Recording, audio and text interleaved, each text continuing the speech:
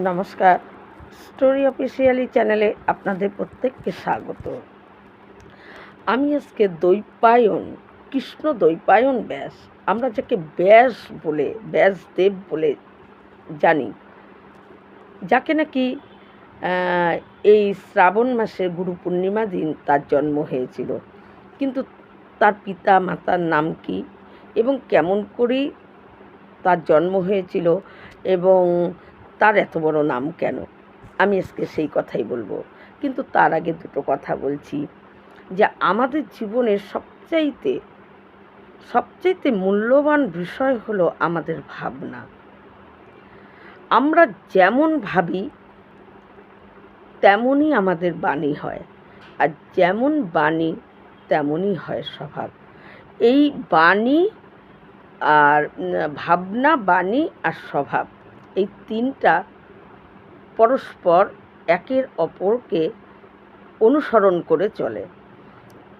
যদি আমাদের চিন্তাধারা, ভাবনাই যদি খারাপ হয়, তাহলে আমাদের বাণী খারাপ হবে, আর বাণী যখনই খারাপ হবে তখনই আমাদের স্বভাব খারাপ হবে। গঙ্গাকে এত নদীর মধ্যে গঙ্গাকেই পবিত্র নদী বলে আমরা প্রত্যেকেই জানি, এবং কেন গঙ্গাকে পবিত্র নদী বলা হয়, আর এটা আমরা প্রত্যেকেই জানি যে গঙ্গা হলো যত নদী আছে তার মধ্যে পবিত্র নদীই হলো গঙ্গা। কারণ তার শুরুটাই হলো শুদ্ধতা। গঙ্গার শুরুই হলো শুদ্ধ থেকেই তার শুরুই হয়েছে শুদ্ধতার মধ্যে দিয়ে। যেমন ভগবান বিষ্ণুর চরণ থেকে গঙ্গার উৎপত্তি, তাই তার শুরুই শুদ্ধ, তাই তো সে পবিত্র। এত নদীর মধ্যে গঙ্গাই হলো শ্রেষ্ঠ পবিত্র নদী। ঠিক আমাদের জীবনও ঠিক তাই। আমরা যখন ছোট থাকি তখন আমাদের ভাবনা, চিন্তা, বাণী কোনো কিছুই আমাদের থাকে না, কিন্তু এটাকে আমরা নিজের ইচ্ছায় তৈরি করি। ভগবান কিন্তু আমাদের কোনো রকম ভাবনা, বাণী এবং স্বভাব, এই সব কিছু আমাদের ভিতরে দিয়ে ভগবান আমাদেরকে পৃথিবীতে, যে তুমি এরকমই কথা বলবে, এরকমই তোমার স্বভাব হবে, এইরকমই তোমার কথাবার্তা হবে, এইরকম তোমার ভাবনা হবে, এরকম থাকে না। প্রত্যেকটা শিশু যখন জন্মায় তার ভেতরে কোনো চিন্তা, তার কোনো বাণী এবং তার কোনো স্বভাব থাকে না। একরকম সবার স্বভাব, প্রতিটা শিশুর স্বভাবই একই রকম হয়। তারা অল্পতেই কেঁদে উঠে, কারো উপর রাগ করে থাকে না, কোনো অভিমান নেই, মান নেই, কোনো সম্মানের চিন্তা তারা করে না। এই রকমই তো শিশুরা হয়। কিন্তু সেই শিশু যখন আমরা একটু করে বড় হই, তখন আমাদের শুরুটা শুরু হয়, তখন আমাদের ভিতরে ভাবনা আসে। তাই ভাবনা যদি শুদ্ধ থাকে তখন আমাদের বাণীও শুদ্ধ হবে, আর বাণী যখন শুদ্ধ হবে আমাদের স্বভাব শুদ্ধ হবে।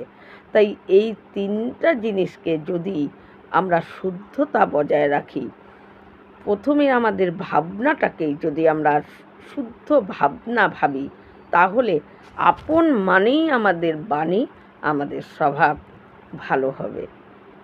ঠিক এরকমই গঙ্গারও, তাই তিনি পবিত্র নদী তাকে বলা হয়, কারণ তার শুরুই ভগবান বিষ্ণুর চরণ থেকে। তার শুরুটাই যে খুব শুদ্ধতা, তাই তো তিনি সমস্ত নদীর মধ্যে শ্রেষ্ঠ পবিত্র নদী বলে তাকে আমরা জানি। তাই আমাদের জীবনও ঠিক এরকম। আজকে আমি বলবো যে দ্বৈপায়ন ব্যাস, তার পিতার নাম কি, তার মাতার নাম কি, আর কেন তার এত বড় নাম। কৃষ্ণ দ্বৈপায়ন ব্যাস তার পুরো নাম, কিন্তু কেন এত বড় নাম, কে তার পিতা, কে তার মাতা, আজকে আমি সেটাই বলছি। সত্যবতীর কথা আমরা প্রত্যেকেই জানি, যে নাকি শান্তনু প্রথম স্ত্রী ছিল গঙ্গা, আর দ্বিতীয় স্ত্রী হলো, পরে তিনি বিয়ে করেছিলেন সত্যবতীকে। কিন্তু তার আগেও সত্যবতীর একবার বিয়ে হয়েছিল, কার সঙ্গে? পরাশর মুনির সঙ্গে। সত্যবতী তিনি একটা জেলের পরিবারে তিনি বড় হয়েছেন এবং তার গা দিয়ে মাছের গন্ধ ছিল। আর তার কাজ ছিল নদীতে নৌকা নিয়ে যাত্রী এপার ওপার তিনি এটা করতেন, এই কাজ করত সত্যবতী, কিন্তু অপূর্ব সুন্দরী। একদিন সেই নদীর সামনে দিয়ে যখন পরাশর মুনি যাচ্ছে, পরাশর মুনি সত্যবতীকে দেখে তিনি তাকে বিয়ের প্রস্তাব দেয়। কিন্তু সত্যবতী বলে যে আপনি হলেন মুনি, তপস্বী, আর আমি হলাম একজন এই রকম ঘরের একজন কন্যা, তার মধ্যে আমার শরীর দিয়ে মাছের গন্ধ, তাই তাকে মৎস্যকন্যাও বলা হয়। তাই কী করে আপনার সঙ্গে আমি কি করে বিয়ে করব? তখন পরাশর মুনি বলে যে আমি যদি তোমার এই মাছের গন্ধকে আমি পদ্মগন্ধ করে দেই, তাহলে তুমি আমাকে বিয়ে করতে রাজি হবে? সত্যবতী বলে ঠিক আছে, তাহলে রাজি হব। কিন্তু পরাশর মুনি তিনি যোগ ধ্যান বলে তিনি কি করেন, সত্যবতীর মাছের গন্ধ সেটা পদ্মগন্ধ করে দেয়, এবং এমন পদ্মগন্ধ করে সত্যবতী যেখানেই তার থেকে অনেক যোজন দূরে অবধি বোঝা যেত যে সত্যবতী আছে কোথাও, এত সুন্দর তার গা দিয়ে গন্ধ। তখন পরাশর মুনির সঙ্গে সত্যবতীর বিয়ে হয়। বিয়ের পর পরাশর মুনি আর সত্যবতী এক দ্বীপের মধ্যে তারা একটা ছোট্ট ঘর বানিয়ে তারা দুজন বেশ সুন্দর ছিল। কিছুদিনের মধ্যেই সত্যবতী গর্ভবতী হয়, আর গর্ভবতী হওয়ার পর তার সন্তান জন্মায় কৃষ্ণ দ্বৈপায়ন ব্যাস, আর সেই সন্তানের নামই হলো কৃষ্ণ দ্বৈপায়ন ব্যাস। আসলে তিনি দ্বীপের মধ্যে জন্মেছিলেন, তাই তাকে দ্বৈপায়ন বলা হয়। গায়ের রং ছিল কালো, তার জন্য তাকে কৃষ্ণ বলা হয়। আর ব্যাস বলা হয় কারণ আমরা যাকে ব্যাসদেব বলে জানি, সেই ব্যাসদেব তিনি বেদকে লিখেছিলেন। বেদ প্রথমে লেখা হয়নি, শ্রুতিতে একজনের মুখ থেকে একজন শুনত, কিন্তু পরে ব্যাসদেব সেই বেদকে তিনি লিখেন আর বেদকে 4 ভাগে ভাগ করেন, তাই তাকে ব্যাস বলা হয়। এই জন্য তার এত বড় নাম কৃষ্ণ দ্বৈপায়ন ব্যাস, এর জন্য। কিন্তু তিনি যখন একটু বড় হয়, তার সত্যবতীকে বলে যে তুমি যখন স্মরণ করবে আমি তখনই তোমার কাছে আসব। আর পরাশর মুনি কী করে, সত্যবতীর অনুমতি নিয়ে তিনি তপস্যার জন্য বনে চলে যায়, আর সঙ্গে কৃষ্ণ দ্বৈপায়ন ব্যাসকে নিয়ে যায়। কিন্তু ব্যাস তার মাকে কথা দিয়েছিল যে তুমি যখনই স্মরণ করবে আমি তখনই তোমার সামনে এসে উপস্থিত হব। তাই এই মহাভারতে এই মহাভারতের মতো গ্রন্থ এই ব্যাসদেব রচনা করেছেন। শ্রীমদ্ভাগবত ব্যাসদেব রচনা করেছেন। 18 প্রকার গ্রন্থ তিনি রচনা করেছিলেন। করার পরও যখন তার মন অশান্ত হয়েছিল, তখন মহামুনির প্রেরণাতে তিনি শ্রীমদ্ভাগবত রচনা করেন। মহামুনি তাকে প্রেরণা দেয় যে তোমার মন অশান্ত এই কারণেই যে তুমি সব লিখেছ, অনেক জ্ঞান লিখেছ, গীতার মতন ভগবানের মুখের যে জ্ঞান সেটাও তুমি মহাভারতে লিখেছ, কিন্তু তুমি ভগবানের প্রেম লীলা, বাল্যলীলা, গোপীদের সঙ্গে ভগবান যে লীলা করেছে তুমি সেটা লেখনি, তাই তোমার মন অশান্ত। তখন মহামুনি তাকে বলে যে তুমি আর একটা গ্রন্থ লেখো, আর তখনই লেখে শ্রীমদ্ভাগবত মহাপুরাণ, যার মধ্যে ভগবানের বাল্যলীলা, ভগবানের জন্ম সব কিছু আছে। মহাভারতেরও কিছু অংশ এই শ্রীমদ্ভাগবতে ব্যাসদেব তুলে ধরেছেন। তাই ব্যাসদেব এই সত্যবতী যখন ওই ভীষ্মের যে পিতা ছিল গঙ্গা, আর গঙ্গার পরে এই সত্যবতীকেই বিয়ে করে শান্তনু।